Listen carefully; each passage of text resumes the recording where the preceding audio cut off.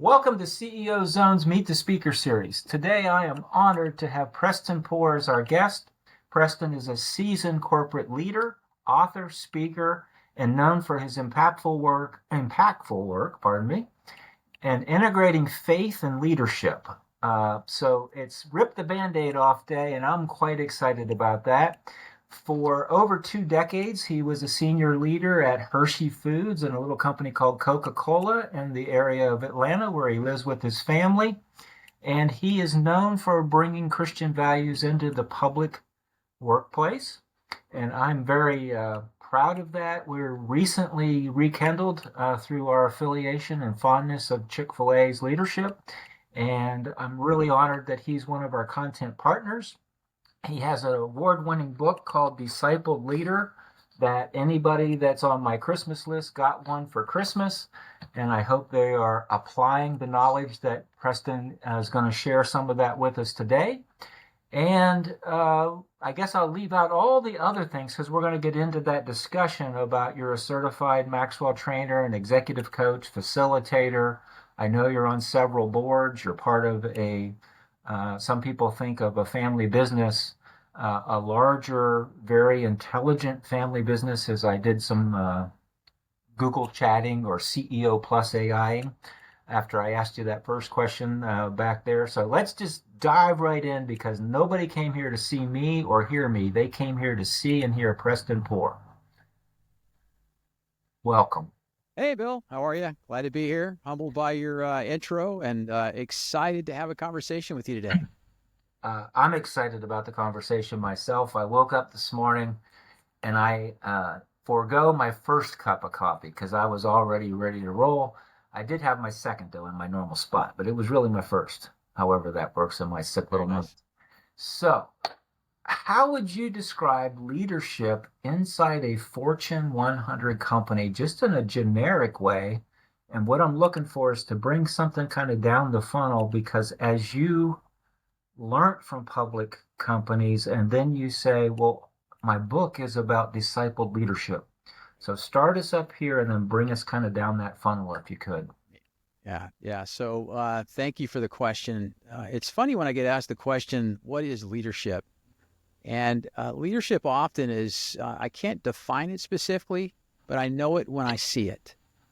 And I know from working a number of people with the Coca-Cola company, I knew when I was working with a great leader and when I was not. And in my mind, leadership, not only working directly with people, but there's also people at the Coca-Cola company, because we were often a matrix organization. I think that's still a phrase that's used out there. You had to use level of influence. And I talk a lot about influence. I remember, Bill, when I was new in the Coke system and I was being considered for a role calling on our bottling partners to lead one of the teams to do that. And I'd only been in my role for 2 years, new at the company. And one of the leaders turned around at me and was very honest with me and said, "You have not developed your influencing skills yet." And I appreciated that. And I went on this quest to understand what leadership within a Fortune 100 company looked like. In a huge system like the Coca-Cola company, it doesn't really have anything to do with your title. It has more to do with who you are, what you bring to the table, how you add value, how you help solve problems, how you make decisions, the track record, and then not only all those things, but then also how you work and deal with people. And so I've always also referred back to this wonderful book that actually I'm going to, on my podcast, I'll be speaking to Jim Kouzes later this month. He's the co-author of The Leadership Challenge. And he talks about how leadership is really an art form. It's an affair of the heart, and how important it is the influence in the marketplace and what we can do. So a lot of things have shaped that definition. It might have been a little bit around the bush, but I had to learn from the ground up, having these talents, skills, desires to be a leader for some reason, and found out I was a very bad leader, and had this transformation in my life, and maybe we'll talk a little bit about that, in my career, that helped me understand what great leadership looked like. Not that I'm a great leader, but I am a great student of it. I'd love to say that I do study leadership, and hopefully that answers your question. That gets us rolling. Yep, absolutely. Good. But clearly, being a Maxwell certified trainer, the leadership influence, those of us who read the Maxwell Bible, it's about Proverbs and your influence in leadership. So I'm sure there's lots of threads there. So that's excellent. Thank you. Uh, Another question would be, as you work with people on their leadership, the discipled leader, how do you assess where a person is? Because leaders are trying to develop leaders. How do you decide where to help them, how to help them? This is one of my favorite things to do. It's a self-assessment.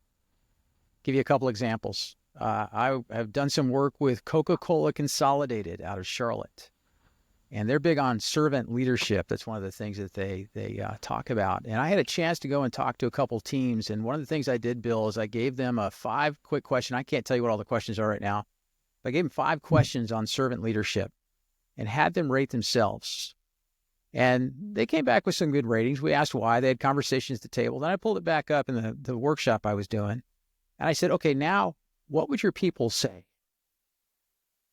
Well, you could hear a pin drop in there. They started thinking about that. And they said, that's right. I need to ask my people what that's like. And I guess my point in that sharing that story is that what I help people do is when you put together a competency, the way of behaviors, the things they look like in the marketplace, at work or whatnot, how are you rated, or how do you rate yourself? How do others rate you against that?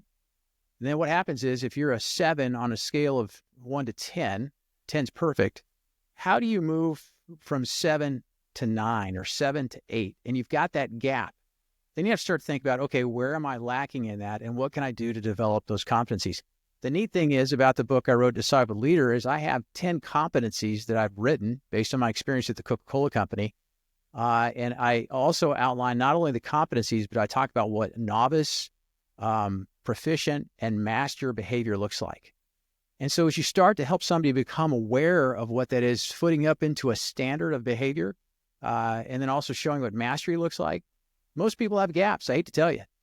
And once those people identify not only what their weaknesses are, but then also ask them, where's an area or a strength that you want to amplify as well? And that's my initial approach to leadership development. Once you figure out where they are in those competencies, Bill, then you could start to dig in with them and figure out how can I help you develop in those areas.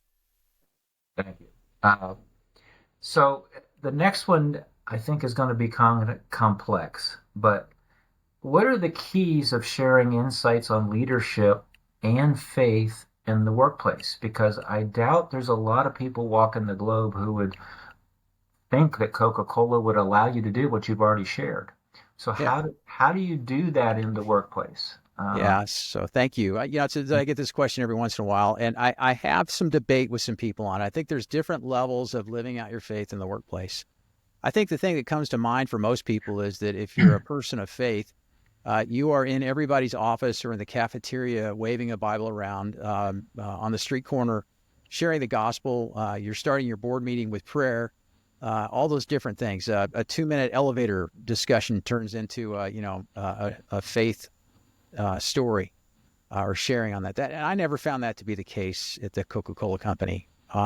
What I did find the case was, and through my, story about how I really transformed over time, it came down for me inside the corporate world about how I saw people and how I interacted with those individuals, how I treated them, how I took a personal interest in them, how I wanted them to achieve their goals, their objectives, the things they want to develop them, and really want to help them grow as individuals. And so I found that was a better way to manage and lead people than it was to be a tyrant in the workplace and work instead of with people. I worked through people, pushing them, and did that. So I would say this, that the stereotype of living out your faith in the workplace, and those things are important, right? You got to earn the right to have a conversation with somebody about the Lord.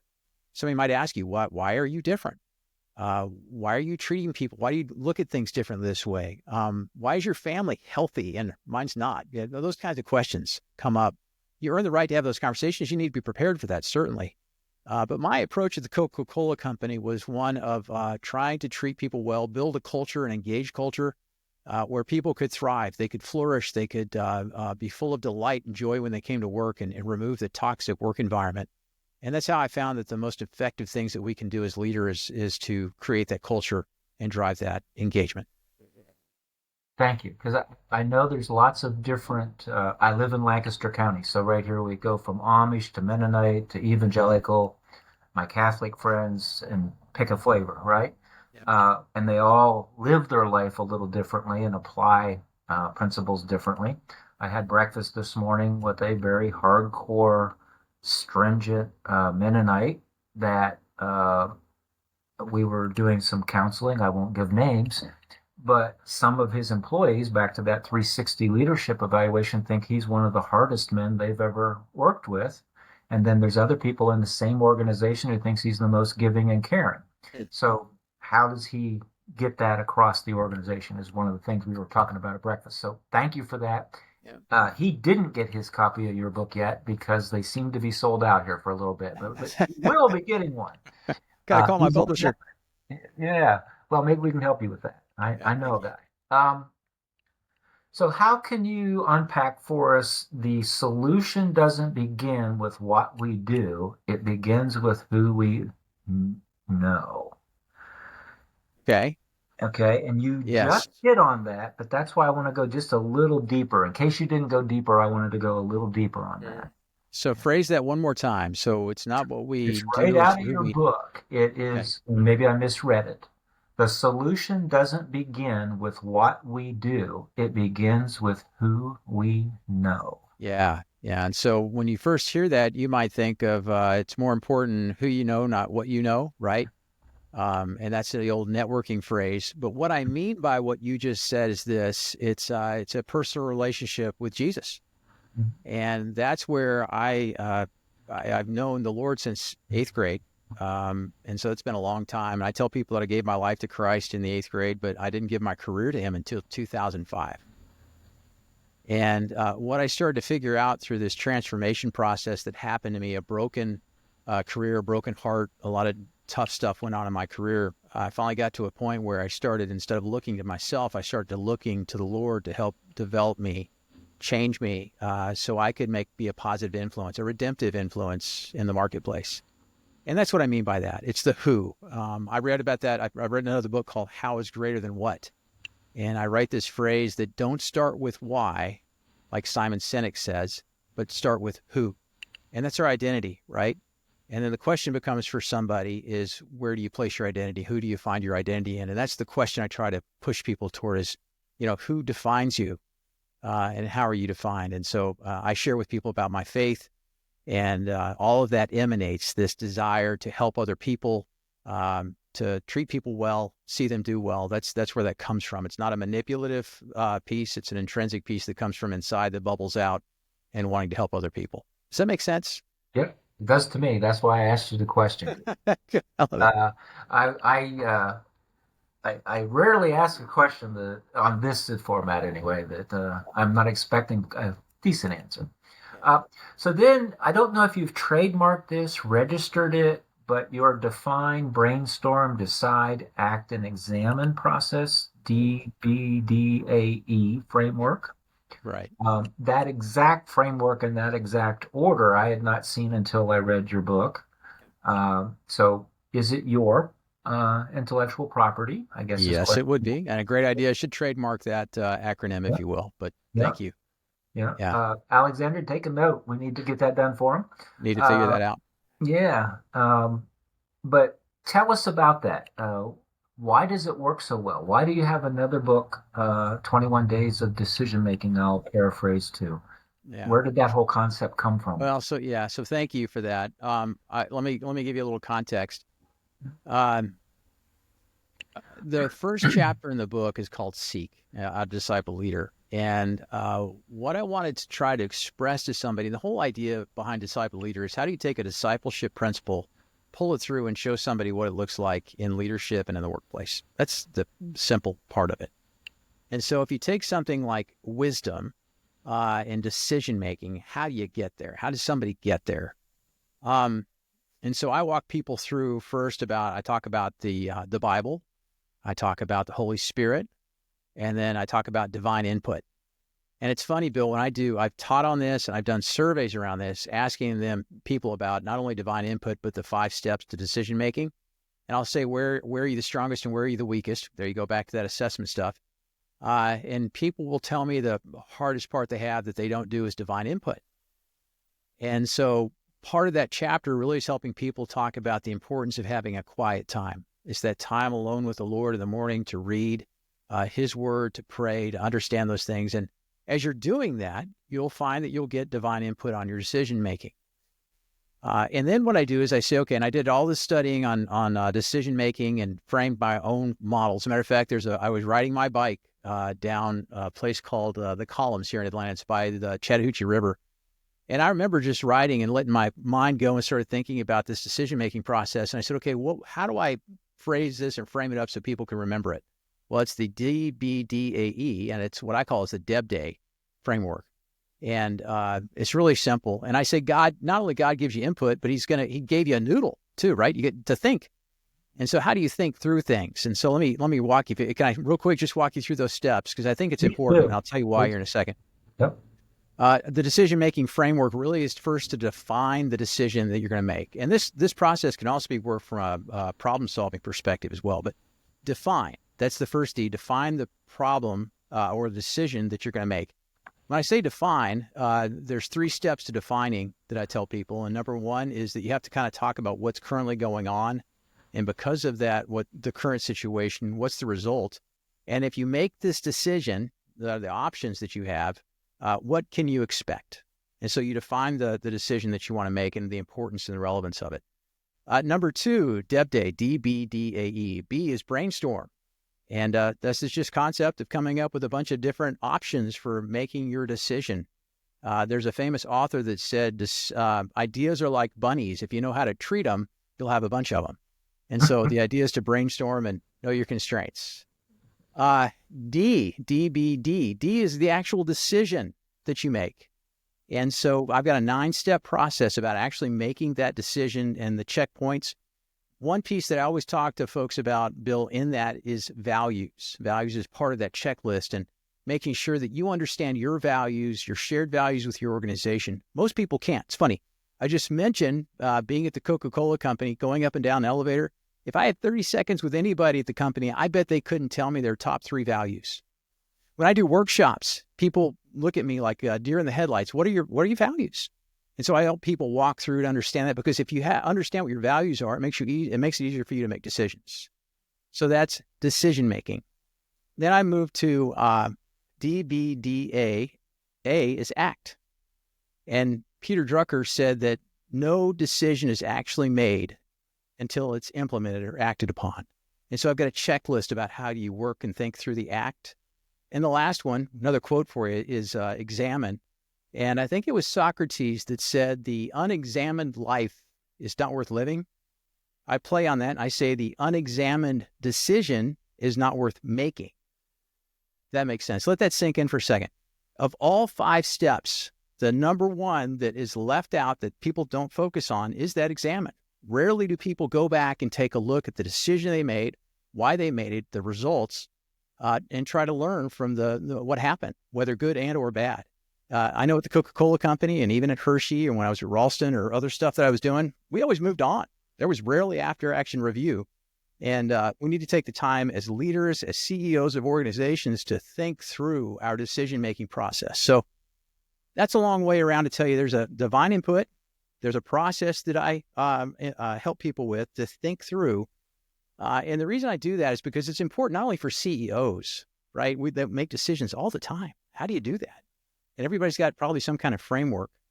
But it's also for emerging leaders, those people that are coming up through your organization that may be the CEO someday, that you may take your spot. How do they make decisions? And I tell people that's one of the quickest ways to differentiate yourself from the pile is through positive and great decision-making. And not every decision plays out, right? We both know that as leaders. But the prize love is a process and the benchmarks and everything is there. You're going to be in a better spot than not. Thank you. I really think you should trademark register it, whatever the appropriate legal term is. Yeah. And I Got me know excited you, about that. I love talking about decision making. So thank you. That was awesome. yeah. Well, a guy like Dan T. Cathy, Chairman CEO of Chick-fil-A, is on the front cover, and he says a must read for every leader. I was there when his dad, I think Dan was still in school, but I was there when his dad said, "Hey, we ought to copyright this and we ought to trademark that." And I think all these years later, $24 billion of revenue later Yeah. last year, probably is a good idea. Yeah. Um, so this one of your P3, your Preston Poore podcasts, you hit recently, and I think it was recently, I saw it recently, on the concept of stop chasing success in Mm. 2025. Yeah. I'm going to stop there. Can you give us what you're thinking and what you'd like to share about that? Yeah. Thank you. It's funny. As you produce podcasts like you are, you're trying to work on building an audience and trying to connect with people. And I like you, Bill, trying to do something meaningful, right? That people value. And my producers came to me and said, "Hey, we don't want you to take a 2-week holiday break. We want you to leave kind of like a holiday type message, something that people can ponder and think about." And there were a couple of things that I really want to get across. Number one, there's a difference between success and significance. And I walk people through the difference between the two. Success might be the things that you achieve. In my mind, significance is how you get there, your legacy, the things that people remember about you and what you did. I think that's, I find, more important in life than that. I want to go off on just a tangent for just a second. It's funny. Just before this, what happened today? It's January 9th. Do you know what happened today by chance? If people don't know, I'm going to share with them. I'm not putting you on the spot, Bill. But they just had the funeral for Jimmy Carter Yeah. at the National Cathedral. And for whether you agree with his politics, his policies, I'm not here to talk about that. Yep. What I am here to talk about is the word character and how Jimmy Carter went about things, and especially in his post-presidency. What a leader, a man of character. And people look to him from a statesman. They will remember not necessarily what he did. He had some good policy things, some other policy things that may not have worked out, foreign policy, blah, blah, blah. But they'll always remember him for the statesman and the character that he was. And that's one of the things I want to start to share with people is that we've got to focus instead of on skills, we've got to focus on character. Got to focus on identity, purpose, and meaning. And that was part of this don't chase success because those things are fleeting. Chase significance, pursue significance. As I go through that, the last thing I kind of go through, there's this great poem from somebody. I forget the guy's name. I apologize for that. But it's about what in life matters. And I go through this thing. It talks about all the things in life that we think that matters, but they really don't. And then actually where you should invest your time. And Bill, it's neat. It's people like former associates at the Coca-Cola company that write me back and say, "Preston, I love what you're doing, saying this resonated with me. Keep going." And so that's important to me. And that's what I mean by that. And that's the pithy title, right? Don't chase success in 2025. That's what everybody's supposed to do, right? But how do you look at that? How do you think about that? And how do you pursue this life of significance? Well, I'm going to use Dan Cathy, your friend's name, twice then, because yesterday he actually said in the news that I caught, and I'm in Pennsylvania, so it's national news, I assume, at that Sure. point. Jimmy Carter was one of his personal mentors. Mm. Not that he didn't have Truett Cathy as a father, but he had Yeah. Jimmy Carter as a personal mentor. So I totally agree with what you had to say there.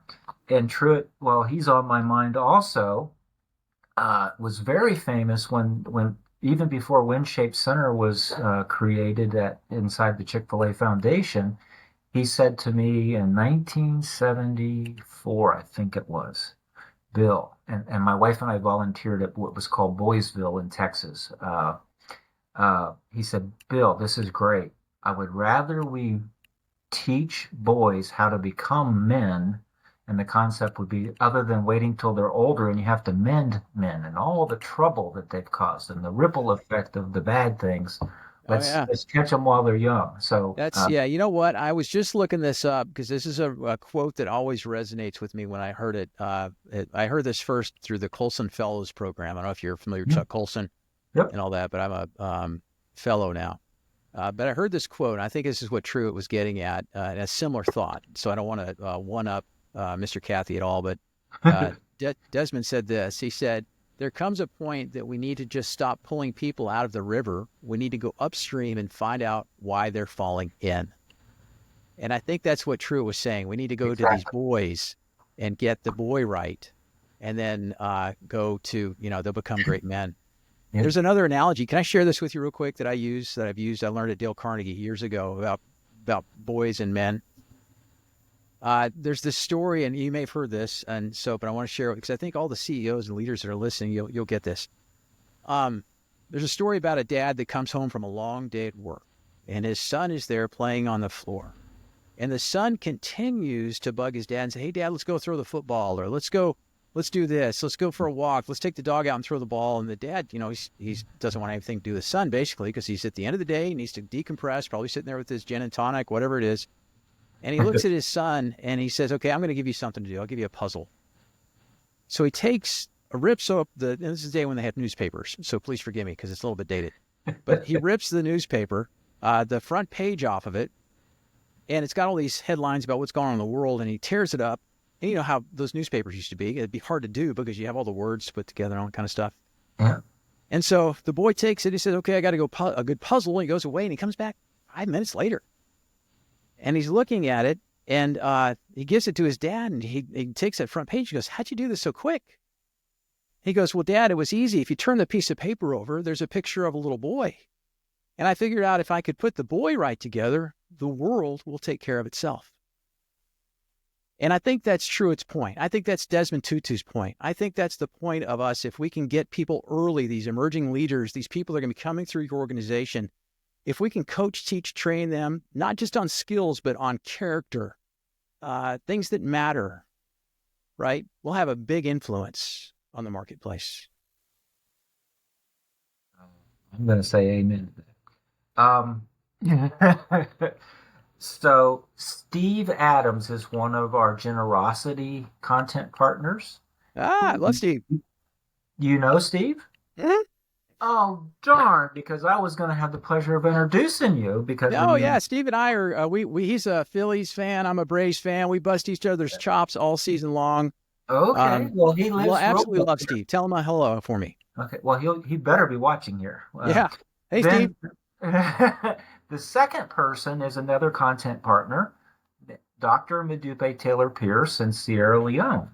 Okay. And his whole bent on his life right now is teaching young leaders how to develop and be significant, have the right impact on the world, and the rest of the other things will work out, because he looks at Africa, the continent, as having the number one resource in the world. And again, I won't quote him properly, but they have the youngest population, and they will have more numbers than any other continent. And he's out there decades ahead of time saying, we got to get ready, we got to get ready, we got to get ready. And what are they going to do that's productive and good? So you ought to connect with me. Yeah, let's make that connection. Let me, if there's one other thing I can share, because I'm passionate about this, if you'll allow me to take over the podcast for just a second. I apologize. It's yours. It's one other thing. This is podcast host with podcast host. But the reason I wrote Disciple Leader, I didn't know this until actually I got done with it, but I did a little market research, and I'm sure your listeners are familiar with Barna, the Barna organization, right? Yep. There were 2 studies that I read. One was about discipleship, and the other one was living out your faith in the workplace. Let me go to the discipleship piece real quick. 1 in 5 Christians have been discipled. What do I mean by that? They know how to, mature believers come alongside them and taught them how to pray, how to read the Bible, the importance of attending church, and how to share their faith. Those are some very fundamental, I think all discipleship ministries would say that those are probably fundamental things. Page 19 for anybody that has a book. Yeah. Pardon me? I said that's page 19 for those that have okay, good. Book. Yeah, there you go. So we'll talk about that. Yeah. And then you couple that with the Christians at Work study done by Barna and Abilene Christian University back in 2018. And I know it's 6 years old now, but I think the data is still probably relevant. It may be worse than it was, but the ultimate part of that said that only 28% of people that say that their faith matters to them at some level, only 28% are integrating their faith, living out their faith in the workplace. What does that mean? That they're using their talent, their skills, their abilities to be redemptive influences in the workplace and glorifying God. They purposefully are doing that. I mean, 72% aren't. So the reason I bring this up, Bill, is because of the challenge, like in Africa or here in the United States. Think about the bottom line problem that we have among the faithful is that they're not discipled. Because if you are not discipled, how the heck do you live out your faith in the workplace? You just can't. You don't know what that looks like, right? You don't have that divine input to solve or make decisions and solve problems. So I got on my soapbox on that a little bit, but that's the root of the problem in my mind. And that's why with Disciple Leader, my vision is by 2030 is to reach 1 million people with this message. It's not because the message itself is so important, but it's a method to help people grow closer to Jesus through discipleship. And in that, then they become redemptive influences. They live more fulfilling professional and personal lives. They flourish. They have this sense of the way things are meant to be. Shalom is what I learned in the Colson Fellows program. But I apologize that I went off on a tangent on that, but I think that's important for your CEOs to hear, is that if you go down and solve the problem, if you're a believer, the best thing you can do is disciple and mentor and raise people up. And whether they're with your organization or not, realize that you're making a difference on that in that person's life. Which gets back to another Truett Cathyism. If we don't invest in them and they stay, we aren't going to have people that say it's their pleasure to serve our customers. And if we do invest in them and they leave, they're going to become a raving fan. That's right. So he was going to win either way. And I think that's proven out generations later as well. And again, he was more articulate than me, but that was the concept. No, I thought you did great. That I pounded in there. So I made a decision. I won't call it a divine decision. As you were just talking, we normally cut off right about now because of the length of the video. I firmly believe if they've gone this far, they want more from you. So I'm going to make a command decision, Alexandria. I know you're listening. We're going to now talk about some other things. So we're here. It's called Meet the Speaker. What are the 4 or 5 topics that you like to speak about or get hired to be as a speaker? I went to your website. I know the 4 or 5 bullets. I have them off to my left there. I can see them. It's a test. But I'm asking you, what really do you feel led to be talking about, which you've already hinted at several times? Right. Okay? Right. Yeah, I think there's 3 things that I've been employed to do. Number one is to this faith in the workplace concept around Disciple Leader. I was honored by an organization called Office Pride. Todd Hopkins, he's out of Florida. They have a faith-based custodial organization, about $140 million in revenue. And he firmly, and the organization, they are a bunch of believers, most of them are, trying to make their way through franchises, local franchises in custodial, doing a great job. They had me come in and talk about how do you live out your faith in the workplace. We talked about the decision-making piece that we just mentioned, right? That was about an hour or 45 minutes of the workshop. The next part was on poise. That's another capability from Disciple Leader. Poise is how do you stay calm in the midst of crisis, and the role that prayer plays. And I walk people through that and not being anxious.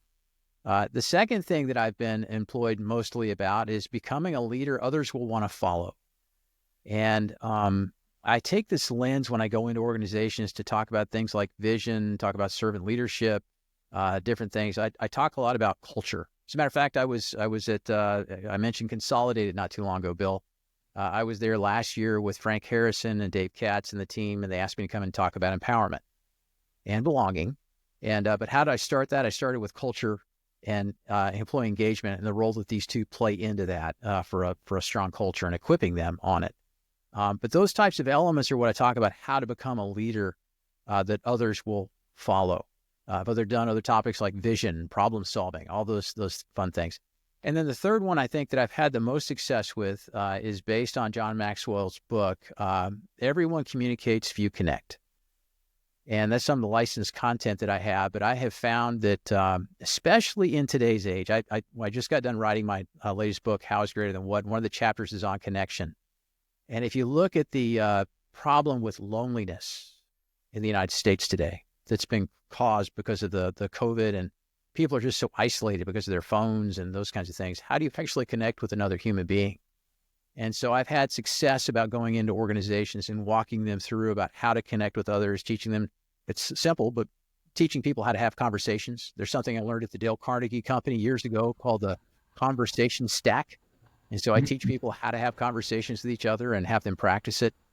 This idea of connecting and appreciating dignity and respect for a human being, and how do you talk to them and communicate with them and hear them. Those are the three areas: the disciple leader, that becoming a leader that others will want to follow, and then this idea around connection going beyond communication. So you use the word success there. How are you going to define success for yourself in 2025? Yeah, great question. So I talk a lot about success. You have all these metrics. It's funny. At the Coke company, I helped deploy a thing called joint business planning, Bill. And in that, I was taught people how to create a 3-year strategic plan. Right. I think McKinsey was the originator of the blueprint, but we worked with a company called Capri here in Atlanta that worked with the Coca-Cola salespeople and franchise leaders. And I was taught that methodology. So I've applied that myself. And I have some metrics that I want to hit, some tactics, the 3-year plan. Like, for example, I just mentioned disciple leader. I have an objective of connecting some form or fashion with 1 million people, whether it's training or they read the book or see something about it, hear a message on it, with 1 million people by 2030. And I have tactics below that. And advancing toward those is important. I've got 3 other pillars beyond that. I won't bore people with that. But I have those metrics down there. Now, the interesting thing is I've just got done reading a couple of books. One is this is an addendum to Good to Great. And I'm really interested in starting a nonprofit. And Jim Collins got some feedback that his principles didn't necessarily apply, if you will, to the nonprofit world. And so he writes this extra little chapter, and actually they do. He just made some adjustments and said, here's how this makes sense and stuff like that. But as I think through things like that, it's not profit that I'm after, it's impact. And how do you measure impact? Well, that was a problem we had at the Coca-Cola company. When you do all the training, people go through the training classes, how do you measure impact?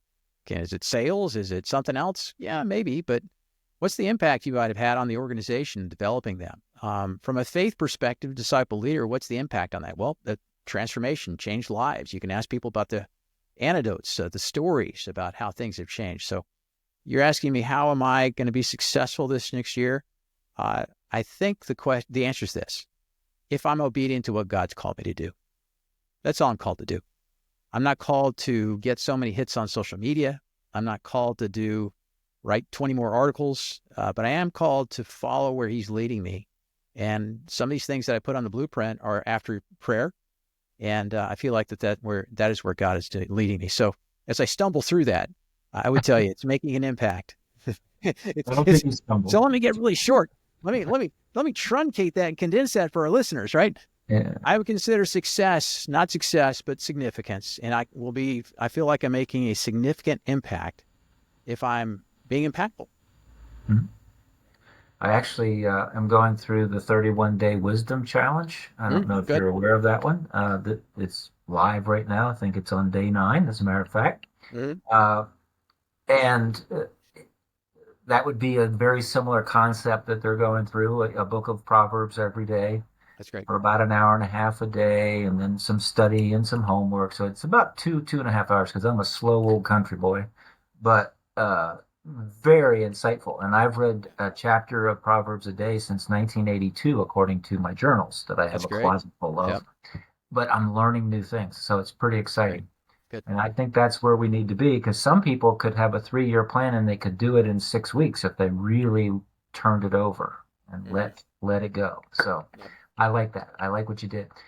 Since we are at about, I'm not sure of the time exactly due to that little blip we had, but I want to make sure people know how to find you, find your book, find more about you, because I think some of the shorts that you've published in the last 6-8 weeks are phenomenal. You can very quickly learn a concept. You or your guests give great wisdom, and I can't speak highly enough about what you're doing. So thank you so Well, thank much. you, Bill. Yeah, thanks. People can find you at PrestonPoore.com. Your YouTube channel is youtube.com/@PrestonPoore. Your podcast is P3. P cubed. Yeah, P3 if you P pop it in there. cubed. Right. Is that how we Yeah. say it? Yeah. Okay. P Yeah. cubed, Preston Poore's podcast. Your email is preston@prestonpoore.com. You're a content partner. So if our logo CEO Zones would spark, you would go to the content partner page. You'll see that Preston has his own page. He has articles and inside our app community. He's a member as a content partner and is there to serve each other. And how can we help others together is what we're all about. So thank you so much for watching this edition of Meet the Speaker with Preston Poore. Thanks. Thank you.